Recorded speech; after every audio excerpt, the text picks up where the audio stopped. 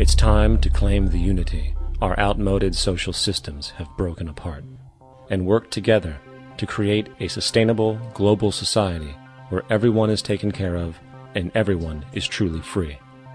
Your personal beliefs, whatever they may be, are meaningless when it comes to the necessities of life. Every human being is born naked, needing warmth, food, water, shelter. Everything else is auxiliary. Therefore, the most important issue at hand is the intelligent management of the Earth's resources. This can never be accomplished in a monetary system, for the pursuit of profit is the pursuit of self-interest, and therefore imbalance is inherent. Simultaneously, politicians are useless, for our true problems in life are technical, not political. Furthermore, ideologies that separate humanity, such as religion, need strong reflection in the community in regard to its value, purpose, and social relevancy. Hopefully, through time, religion will lose its materialism and basis in superstition and move into the useful field of philosophy. The fact is, society today is backwards, with politicians constantly talking about protection and security rather than creation, unity, and progress. The U.S. alone now spends about $500 billion annually on defense. That is enough to send every high school senior in America to a 4-year college. In the 1940s, the Manhattan Project produced the first true weapon of mass destruction. This program employed 130,000 people at an extreme financial cost. Imagine what our life would be like today if that group of scientists, instead of working on a way of killing people, worked on a way to create a self-sustaining, abundant world. Life today would be very, very different if that was their goal. Instead of weapons of mass destruction, it is time to unleash something much more powerful. Weapons of mass creation. Our true divinity is in our ability to create, and armed with the understanding of the symbiotic connections of life, while being guided by the emergent nature of reality, there is nothing we cannot do or accomplish. Of course, we face strong barriers in the form of established power structures that refuse to change. At the heart of these structures is the monetary system. As explained earlier, the fractional reserve policy is a form of slavery through debt, where it is literally impossible for society to be free. In turn, free market capitalism in the form of free trade uses debt to imprison the world and manipulate countries into subservience to a handful of large business and political powers. Apart from these obvious amoralities, the system itself is based on competition, which immediately destroys the possibility of large-scale collaborations for the common good, hence paralyzing any attempt at true global sustainability. These financial and corporate structures are now obsolete, and they must be outgrown.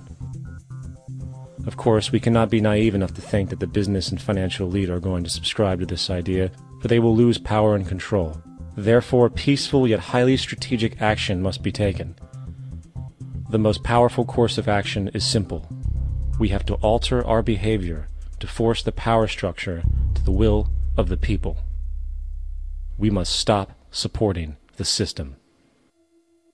The only way the establishment will change is by our refusal to participate, while continuously acknowledging its endless flaws and corruptions. They're not going to give up the monetary system because of our designs of what we recommend. The system has to fail, and people have to lose confidence in their elected leaders. That will be a major turning point if the Venus Project is offered as a possible alternative. If not, I fear the consequences. The trends now indicate that our country is going bankrupt. The probability is our country will move toward a military dictatorship to prevent riots and complete social breakdown. Once the U.S. breaks down, all the other cultures will undergo similar things. As of now, the world financial system is on the brink of collapse due to its own shortcomings. The Comptroller of Currency stated in 2003 that the interest on the U.S. national debt will not be affordable in less than 10 years. This theoretically means total bankruptcy for the U.S. economy, and its implications for the world are immense. In turn, the fractional reserve-based monetary system is reaching its theoretical limits of expansion, and the banking failures you are seeing are just the beginning. This is why inflation is skyrocketing, all debt is at record levels, and the government and Fed are hemorrhaging new money to bail out the corrupt system. For the only way to keep the banks going is by making more money. The only way to make more money is to create more debt and inflation. It is simply a matter of time before the tables turn, and there is no one willing to take new loans, while defaults grow, as people are unable to afford their current loans. Then the expansion of money will stop, and contraction will begin on a scale never before seen, ending a century-long pyramid scheme. This has already begun. Therefore, we need to expose this financial failure for what it is, using this weakness to our advantage. Here are some suggestions. Expose the banking fraud. Citibank, J.P. Morgan Chase, and Bank of America are the most powerful controllers within the corrupt Federal Reserve System. It's time to boycott these institutions. If you have a bank account or a credit card with any of them, move your money to another bank. If you have a mortgage, refinance with another bank. If you own their stock, sell it. If you work for them, quit. This gesture will express contempt for the true powers behind the private banking cartel known as the Federal Reserve, and create awareness about the fraud of the banking system itself. 2. Turn off the TV news. Visit the emerging independent news agencies on the internet for your information. CNN, NBC, ABC, Fox, and all the others present all news pre-filtered to maintain the status quo. With 4 corporations owning all major media outlets, objective information is impossible. This is the true beauty of the internet, and the establishment has been losing control because of this free flow of information. We must protect the internet at all times, as it is truly our savior right now.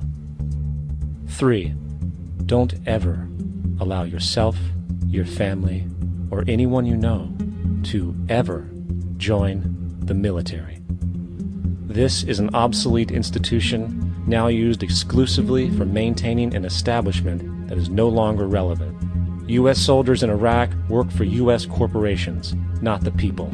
Propaganda forces us to believe that war is natural and the military is an honorable institution. Well, if war is natural, why are there 18 suicides every single day by American veterans who have post-traumatic stress disorder? If our military men and women are so honored, why is it that 25% of the American homeless population are veterans? 4.